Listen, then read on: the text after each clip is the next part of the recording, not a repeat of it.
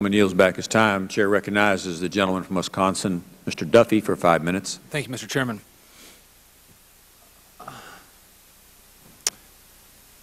First of all, to respond to my colleague across the aisle about due process, all of us agree in due process.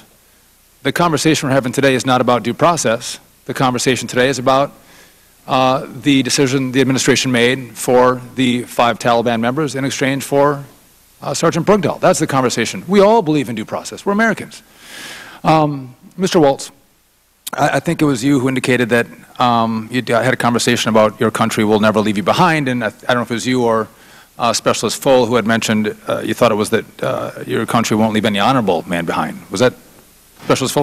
Was your comment? Yes, it was. Was Sergeant Bergdahl left behind? No. No. He walked off on his own. He left, forward. right? Yeah, he left. So he wasn't left behind. He left us behind. Right. And Dr. Jacobson, you've indicated that the fight's not over, right? We're going to continue this fight. It's not over. The peace has not been declared with the Taliban.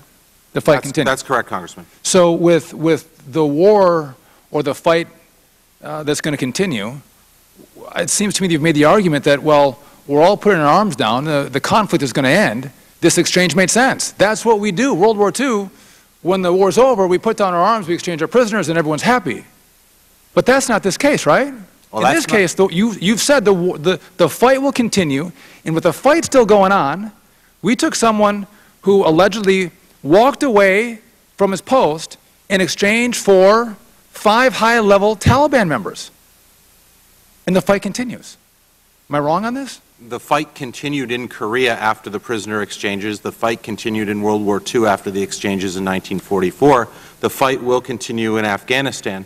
My argument is that the risk of putting these 5 individuals on the battlefield is mitigated by a number of factors, to include all the accomplishments that we have seen in Afghanistan over the past several years. I'll get to the risk in a second, but in regard to those the prior swaps that have been made, those swaps have been made with nation states, correct? Do you have an example where we've had swaps with a non-nation state before this one? The examples I have, and you term this a swap, but the examples I have of negotiation with non-nation states. I'm talking about a swap where we've exchanged prisoners with a non-nation state.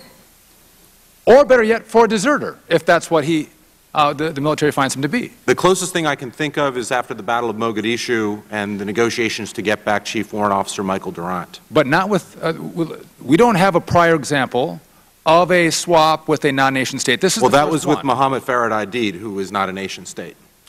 In regard to the threat that this now poses, I listened to Mr. Andrews talk about his son and how he may hope that he would be able to make that exchange to bring his own son back.